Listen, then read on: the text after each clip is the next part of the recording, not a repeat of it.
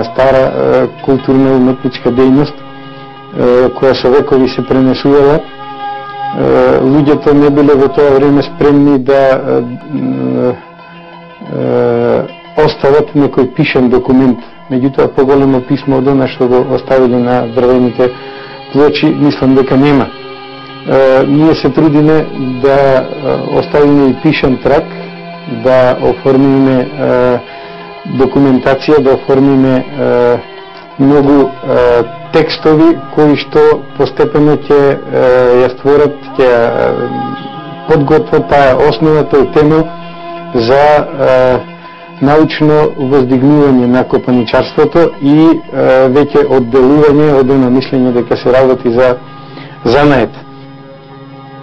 Виртуозноста во изработката на делата доаѓа од вештината на копаничарите да ја спознаат душата на дрвото.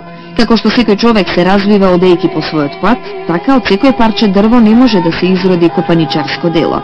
Тука лежи виртуозноста на копаничарот, прво во себе да открие што од таа дрвена плоча може да изработи, а потоа да пренесе дел од себе во благородното дрво, за да може во дрвото да се видат неговите мисли и душа. Она што се чувствува по завршувањето на делото е еднакво на чувството дека на нештото му е дадено живот, дека од еден мртов предмет е создадено нешто што е живо. Живоста негова и неговата душа се гледа во одушевувањето прво на уметникот, а потоа на секој оној што ќе ја види, што ќе ја погледне, што ќе направи некоја гримаса на лицето, на воодушевување, во погледот, во неговите зборови. И уште поголемо задоволство е тоа што оно што е веќе направено останува после тоа со векови и практично пренесувањето на душата на уметникот во оживување на дрвото, односно во давање на душа на дрвото, е продолжување на неговиот живот. Нешто што ќе остане со векови споменувано, почитувано. Мислам дека тоа е оно што е благодет и благородноста и на дрвото и на неговото оживување. Делата на современите македонски копаничари ги красат одаите на големи светски лидери, како што се британскиот монарх, нејзиното величество Елизабета, поранешниот председател на Германија Роман Херцог, некогашниот американски секретар за одбрана Вилијам Пери, а една творба е дел од постојаната изложба во седиштето на НАТО во Брисел. Интересот на луѓето од надвор за македонските копаничарски творби бил голем, а странците не прашувале за цената. Според некои кажувања, американците нуделе бланко чек за иконостасот во Свети Јован Бигорски. Луѓето кои управувале со манастирот требало само да ја впишат сумата која ја сакаат за иконостасот. Но понудата не е прифатена бидејќи иконостасот едноставно нема цена. Неговата непроценливост се гледа и во тоа што некои најголеми светски осигурителни компании одбиле да го осигураат ова дело.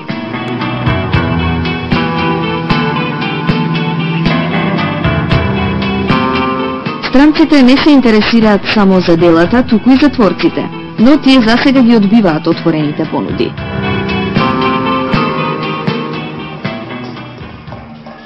Некако сум поврзан многу кон Македонија, не знам без не за дали можем да опстанам. Мислам, би можел да опстанам како опстанам, меѓутоа други се некои врски што ме држат во Македонија. Би работел за секој во светот, меѓутоа во Македонија. Копаничарството во Македонија речиси го снема, но во последниве десетина години доживува експанзија. Копаничарите формираа и свое здружение кое се грижи за унапредување на копаничарството. Голем е бројот на луѓето кои почнуваат па се откажуваат, но се чини побројни се оние кои трајно се врзуваат за летото и дрвениот чекан. Тоа веројатно ја обезбедува иднината на македонското копаничарство.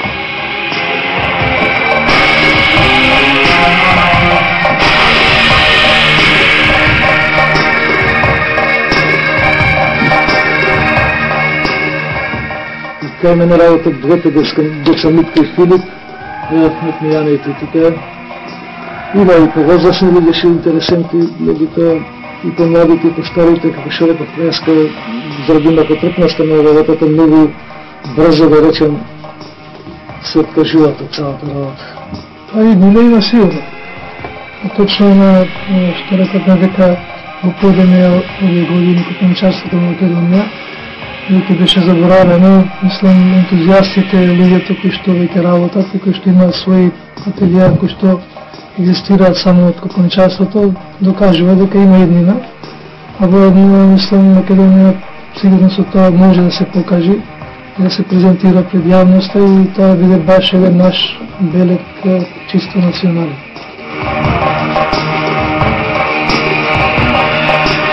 Или, како што вели еден од копаничарите, обичниот човек треба да го спознае сето тоа, начинот на создавање на тоа дело.